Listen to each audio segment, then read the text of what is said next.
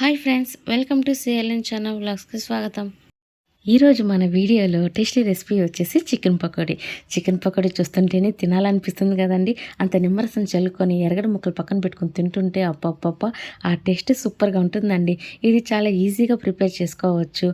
ఇందులో నేను ఏ ఇంగ్రీడియంట్స్ వాడానని, ఎలా చేశాను, ఏంటి అనేది ఇప్పుడు మనం ఈ వీడియోలో తెలుసుకుందాం. శనగపిండి 1/2 కప్, ఫుడ్ కలర్, అల్లం వెల్లుల్లి paste 2 spoons, chicken masala 1 spoon, salt రుచికి తగినంత, కారం 1 స్పూన్, ఎముకలు లేకుండా ఒట్టి కండ మాత్రమే 1/4 కిలో చికెన్ తీసుకున్నాను. నీట్గా వాష్ చేసి తీసుకున్నాను. ఇప్పుడు ఇందులో మనము సాల్ట్ని యాడ్ చేస్తున్నాము.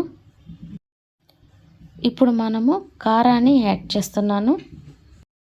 చికెన్ మసాలాని కూడా యాడ్ చేస్తున్నాము. శనగపిండిని ఇప్పుడు మనం ఇందులో యాడ్ చేస్తున్నాము. ఫుడ్ కలర్ని యాడ్ చేస్తున్నాము. ఇప్పుడు ఇందులో అల్లం వెల్లుల్లి పేస్ట్ని యాడ్ చేసుకుంటున్నాము. ఇప్పుడు దీన్ని మనం బాగా మిక్స్ చేసుకోవాలి. ప్లీజ్ స్కిప్ చేసి మాత్రం చూడొద్దండి. ఇది బాగా మిక్స్ చేసుకున్న తర్వాత ఇది ఒక 5 నిమిషాలు మనం దీన్ని నాననిద్దాము. ఈలోపు మనము నెక్స్ట్ ప్రాసెస్ ఏంటి అనేది చూసేద్దాం. స్టవ్ ఆన్ చేసుకొని బాండలు పెట్టుకొని అందులో మనం ఆయిల్ అనేది వేసుకోవాలి. ఈ ఆయిల్ హీట్ అయ్యే లోపు ప్లీజ్ ఛానల్ని సబ్స్క్రైబ్ చేయండి, ఒక లైక్ ఇవ్వండి, మీ ఫ్రెండ్స్కి షేర్ చేయండి.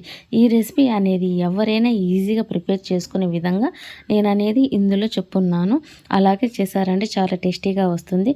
కానీ స్కిప్ చేసి మాత్రం చూడొద్దండి. ఆయిల్ హీట్ అయిన తర్వాత మనం నానబెట్టుకున్న చికెన్ ముక్కల్ని ఈ విధంగా విడివిడిగా వేసుకోవాలి. చికెన్ పకోడా టేస్టీగా రావాలంటే మంటను మీడియం ఫ్లేమ్లో పెట్టుకొని ఆయిల్లో బాగా ఫ్రై చేసుకోవాలి. ఈ విధంగా ఫ్రై అయితే సరిపోతుంది. చూడండి, ఇది ఫ్రై అయిపోయింది.